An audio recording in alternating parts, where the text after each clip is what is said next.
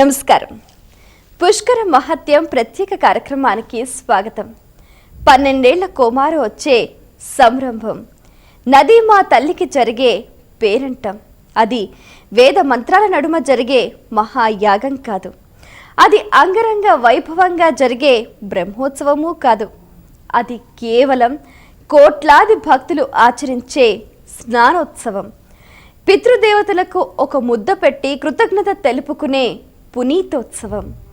పుణ్యస్నానాలు ఆచరించేందుకు భక్త కోటి తరలిరాగా తన బిడ్డల్ని చూసి గోదారమ్మ పులకించగా జరిగే పుష్కరోత్సవం. దివ్య భవ్య గోదావరి నదికి పుష్కరాలు జరుగుతున్న శుభవేళ. అసలు పుష్కరాలు అంటే ఏమిటి? పుష్కర స్నానం ఎందుకు చేయాలి? పుష్కర స్నానం ఆచరిస్తే కలిగే పుణ్యఫలం ఏమిటి? ఇత్యాది విశేషాలను సమగ్రంగా ఆవిష్కరించే ప్రత్యేక కార్యక్రమం ఈ పుష్కర మహత్యం.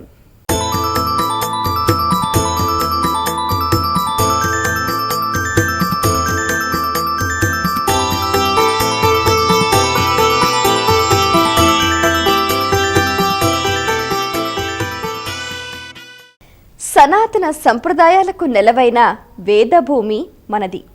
ఈ భారతావనిలో ప్రకృతిని సైతం పరమాత్మ స్వరూపంగా పూజిస్తాం. మనం నిత్యం ఆధారపడే అగ్ని, నీరు, వాయువు, భూమి, ఆకాశాలు దైవ స్వరూపాలుగా భావించి ఆరాధిస్తూ ఉంటాం. ప్రకృతిలోనే భగవంతుణ్ణి దర్శించుకుంటాం. అందులో భాగంగానే మన పుణ్యభూమిని జలధారలతో పునీతం చేసే నదీమా తల్లులకు కూడా 12 ఏళ్ల కుమారు పుష్కరాల పేరిట పుణ్యస్నాన ఉత్సవాలు నిర్వహిస్తూ ఉంటాం. అసలు పుష్కరాలు అంటే ఏమిటి? పుణ్యనదులకు పుష్కరాలు ఎందుకు నిర్వహిస్తారు? పుష్కరాల గురించి పురాణాలు ఏం చెప్తున్నాయి తెలుసుకుందాం.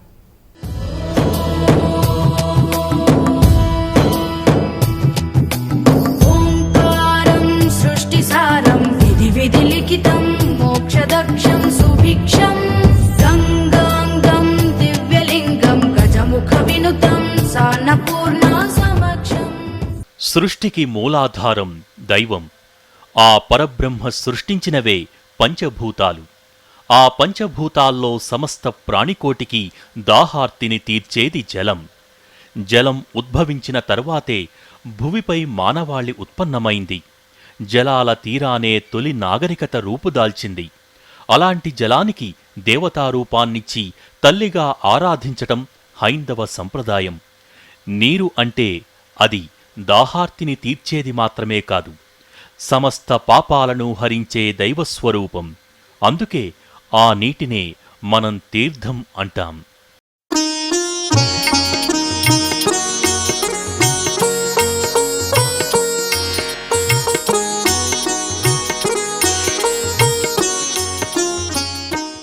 జలం సర్వమంగళకారకం. అందుకే పుణ్యస్నానాలకు, నదీ స్నానాలకు, సముద్ర స్నానాలకు అంతటి ప్రాధాన్యత. తీర్థయాత్రలు సైతం పుణ్యస్నానాలతో ముడిపడినవే. అంతటి ప్రాశస్త్యమున్న జలంలోకి ముక్కోటి దేవతలను ఆవాహన చేసి 12 రోజుల పాటు జరుపుకునే వేడుకే పుష్కరాలు.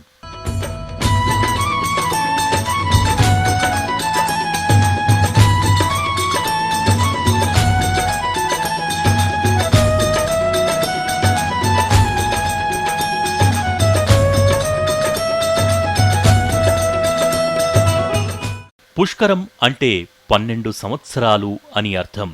12 సంవత్సరాలను ఒక కాలమానం అంటారు. ప్రతి 12 సంవత్సరాలకు ఒకమారు ఆయా నదుల్లో ఆచరించే పుణ్యకార్య ఉత్సవాలను పుష్కరాలుగా వ్యవహరిస్తారు. ఈ సమయంలో చేసే పుణ్యస్నానాలు జన్మ జన్మాంతర పాపాలు నశింపచేస్తాయని అనాదికాలంగా వస్తున్న విశ్వాసం. పుష్కర స్నానం అంటేనే ఓ వరం. ప్రతి మనిషి తెలిసి తెలియక చేసే అనేకానేక పాపాల నుంచి విముక్తి పొందేందుకు దోహదం చేసే 12 రోజుల పర్వం.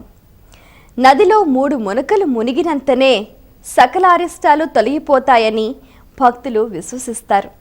అంతటి మహత్యం ఉన్న పుష్కరాల పురాణ గాథను, పుష్కరాలు జరిగే నదుల విశేషాలను తెలుసుకుందాం.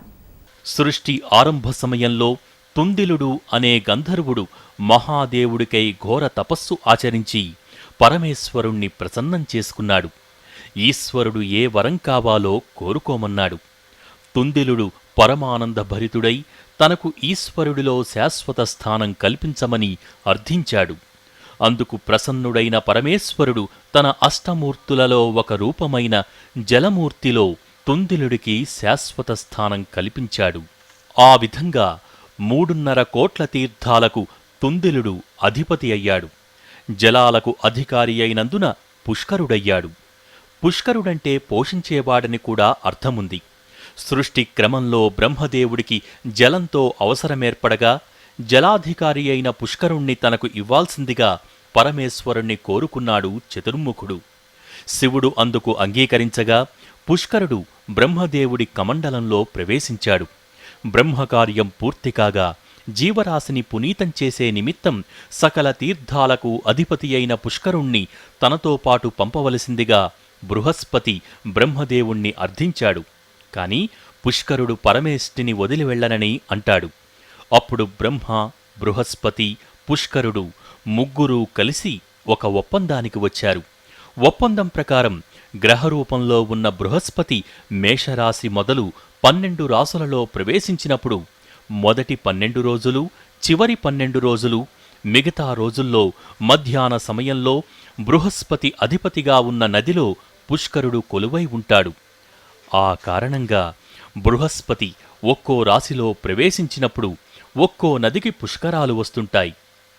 ఈ సమయంలో బ్రహ్మ, బృహస్పతి, పుష్కరుడు నదీదేవతతో పాటు 3 కోటి దేవతలు నదీ జలంలో కొలువై ఉంటారని ప్రతీతి.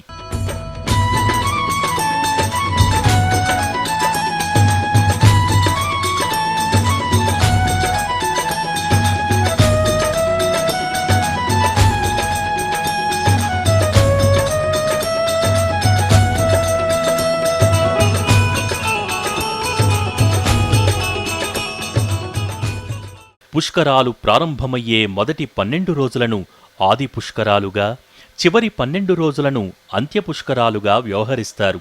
అయితే బృహస్పతి రాశి సంచార అనుసారం ఏ నదికి ఎప్పుడు పుష్కరాలు వస్తాయో పురాణాలు స్పష్టంగా పేర్కొన్నాయి.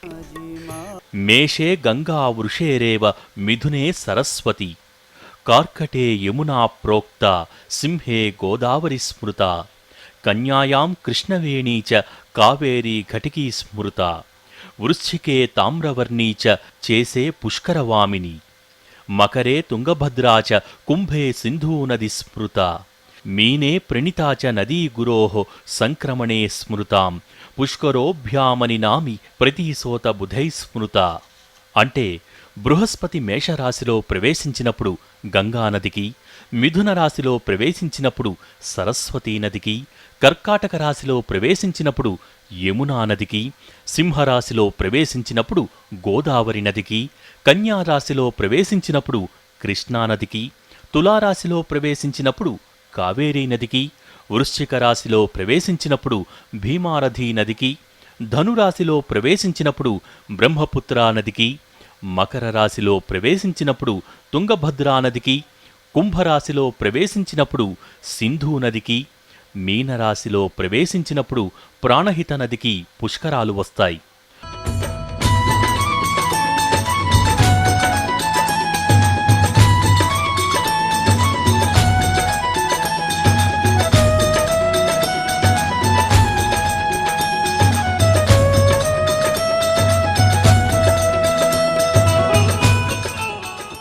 ఆంగ్ల సంవత్సరాది ప్రకారం బృహస్పతి జులై 14, 2015న అధిక ఆషాఢ బహుళ త్రయోదశి నాడు ఉదయం 6:23 సింహరాశిలో ప్రవేశిస్తాడు. ఈ కారణంగా జులై 14 నుంచి 25వ తేదీ వరకు గోదావరి నదికి పుష్కరాలు జరుగుతాయి. ఈ 12 రోజులు సమస్త దేవతలు గోదావరి నదిలో కొలువై ఉంటారని ప్రతీతి. ఈ 12 రోజుల కాలంలో గోదావరిలో పుణ్యస్నాన ఆచరణం సకల పాప పరిహారమని పురాణవచనం. ప్రత్యేక కార్యక్రమంలో చిన్న విరామం.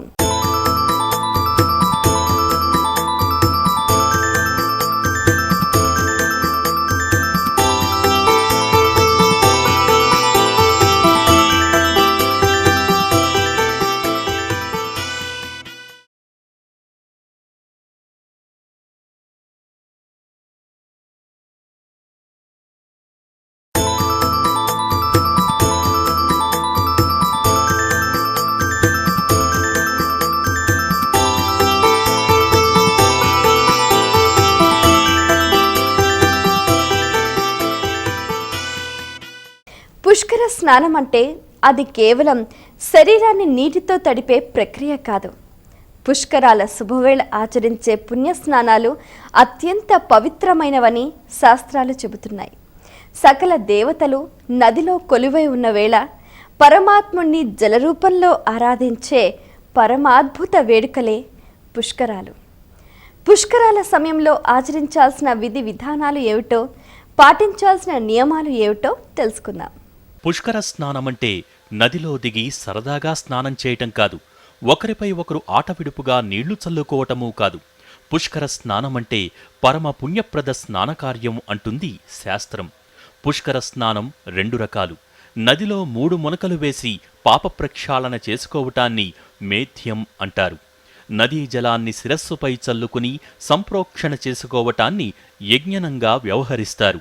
నది వద్దకు ప్రత్యక్షంగా వెళ్లేవారైతే మేధ్య స్నానాన్ని, వెళ్లలేనివారు అక్కడి నుంచి నీటిని తెప్పించుకుని యజ్ఞన స్నానాన్ని ఆచరిస్తుంటారు. పుష్కర స్నానం 10 లక్షల సార్లు చేసిన అశ్వమేధయాగంతో సమానమని బ్రహ్మాండ పురాణం చెబుతోంది. పుష్కర స్నానం మోక్ష ప్రాప్తిని కలగజేస్తుందని శివపురాణం పేర్కొంటోంది. పుష్కర స్నానం శారీరక రుగ్మతల్ని నశింపచేస్తుందని తైత్తరీయ ఉపనిషత్తు స్పష్టం చేస్తోంది.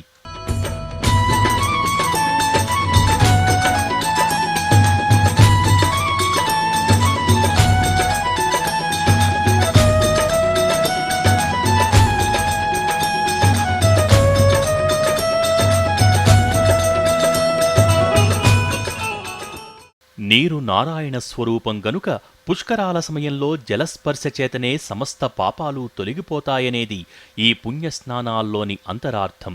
పుష్కర స్నానం చెయ్యటానికి కొన్ని విధివిధానాలు ఉన్నాయని మహర్షులు పేర్కొన్నారు. నదిలో సంకల్పపూర్వకంగా నదీ స్నానం ఆచరించాలి. దేవతలకు అర్ఘ్యమివ్వాలి. త్రిమూర్తులను, పుష్కరుణ్ణి, బృహస్పతిని, నదీదేవతను, ఇలవేల్పును, ఇష్టదైవాన్ని స్మరించి పుణ్యస్నానం చెయ్యాలి. నదీదేవతకు షోడశోపచార పూజలు నిర్వహించాలి. దంపతులైతే బ్రహ్మముడి వేసుకుని స్నానం చెయ్యాలి. స్నానం చేసే రోజు ఉపవాసం ఉండటం శ్రేష్టం. ఇక్కడ గమనించాల్సిన మరో విషయం, పుష్కర స్నానం చేసేవారు నూతన వస్త్రాలు లేదా పరిశుభ్ర వస్త్రాలతో మాత్రమే స్నానం చెయ్యాలి. మలిన వస్త్రాలతో పుష్కర స్నానం పనికిరాదు. నదిలో 3 సార్లు మునిగితేనే అది పుష్కర స్నానమవుతుంది. పుష్కరాలు జరిగే 12 రోజులు వివిధ రకాల దానాలు చేయాలనేది శాస్త్ర నియమం. అయితే శక్తి మేర మాత్రమే దానాలు చేయాలి కానీ శక్తికి మించిన దానాలు కూడదని శాస్త్రం చెబుతోంది. పుష్కరాల్లో మొదటి రోజున స్వర్ణ, రజత, భూదానాలు, రెండో రోజున వస్త్ర, లవణ, రత్నదానాలు, మూడో రోజున బెల్లం, ఫలం దానాలు, 4గో రోజున నెయ్యి, నువ్వుల నూనె, పాలు, తేనె, 5వ రోజున ధాన్యం, వృషభదానాలు, 6వ రోజున ఔషధం, చందనం, కర్పూరం, కస్తూరి దానాలు, 7వ రోజున గృహం, ఆసనం, మంచం, 8వ రోజున కందమాలలు, పుష్పమాలికలు, 9వ రోజున దాసి, కన్య, కంబళి దానాలు, 10వ రోజున కూరగాయలు, సాలగ్రామం, పుస్తకం, 11వ రోజు గజ, పశుదానాలు, చివరి రోజున తిలదానం మహాపుణ్యప్రదాయకం. ఇక పుష్కరాల సమయంలో పితృదేవతలకు పిండప్రదానం అత్యంత పుణ్యప్రదం. పుష్కరాల్లో 9వ రోజు లేదా అనుకూలమైన రోజున పితృదేవతలకు పిండప్రదానం చేస్తే వారికి పుణ్యలోక ప్రాప్తి కలుగుతుంది. సాధారణంగా ఇంటి వద్ద లేదా ఇతర సందర్భాలలో పితృకార్యాలు నిర్వహిస్తున్నప్పుడు కేవలం 3 తరాల పితృదేవతలను అంటే తండ్రి, తాత, ముత్తాతలకు మాత్రమే పిండప్రదానం చేస్తుంటాం. కాని పుష్కరాల్లో చేసే పిండప్రదానం అందుకు భిన్నమైనది. బంధుగణంలో చనిపోయిన వారందరికీ పుష్కరాల్లో పిండప్రదానం చేసే సంప్రదాయముంది. బంధువులేగాక మిత్రులకు, గురువులకు, యజమానులకు, మనకు సహకరించిన వారికి సైతం పిండప్రదానం చెయ్యటం ఒక్క పుష్కరాల్లో మాత్రమే కనిపిస్తుంది. అందుకే పుష్కరాల వేళ చేసే పిండప్రదానాలు అత్యంత పవిత్రమైనవని అంటారు. అయితే గుర్తుంచుకోవలసిందల్లా తండ్రి లేదా తల్లిదండ్రులు లేనివారు మాత్రమే పిండప్రదానం చెయ్యాలనేది శాస్త్రవిధి. పిండప్రదానం సంప్రదాయం లేనివారు నువ్వులు, బియ్యంతో తర్పణమివ్వటం మరో సంప్రదాయం. అనాథల పేరిట చేసే పిండప్రదానాన్ని ధర్మపిండం అంటారు. ఇవేవీ వీలు కానివారు బ్రాహ్మణులకు స్వయంపాకం నిమిత్తం ధన వస్తురూపేణ నిత్యావసరాలు ఇచ్చినా అది పిండ ప్రదాన ఫలితాన్నిస్తుంది. పుష్కరాల్లో ప్రధానంగా 4 పుణ్యకార్యాలు ఉంటాయి. పుణ్యస్నానం, పితృశ్రాద్ధం, దానం, దైవదర్శనం. పుష్కరాల్లో పుణ్యస్నానాలు ఆచరించిన తరువాత మనం వెళ్లిన క్షేత్ర అధిష్టాన దైవం ఆలయానికి వెళ్లి, స్వామీ, మేము పుష్కరాల నిమిత్తం నీ క్షేత్రానికి వచ్చాం, మా సమస్త పాపాలు పరిహరించు అని ప్రార్థించాలి. చివరగా పుష్కరాలకు రాలేని బంధుమిత్రుల కోసం, ఇరుగు పొరుగు వారి కోసం, స్తోమత లేని వారి కోసం పుష్కర జలాన్ని తిరుగు ప్రయాణంలో తీసుకెళ్లాలి. వీక్షించారుగా పుష్కర గోదావరి వైభవాన్ని. ఆ సర్వ పాపహరణిలో పుష్కర స్నానం చేసిన పుణ్యఫలం మనందరికీ లభించాలని కోరుకుంటూ, దక్షిణ గంగకు జరుగుతున్న పుష్కరాల పేరంటం సందర్భంగా భక్తి టీవీలో ప్రసారమయ్యే ప్రత్యేక కార్యక్రమాలు, ప్రత్యక్ష ప్రసారాలను వీక్షించి తరించండి.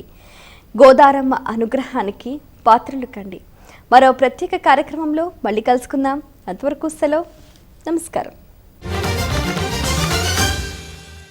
మీ అభిప్రాయాలను, సూచనలను మాకు తెలియచేయాల్సిన చిరునామా భక్తి TV, care of Rachana television private limited, road number 92, Jubilee hills, Hyderabad 5,96,000.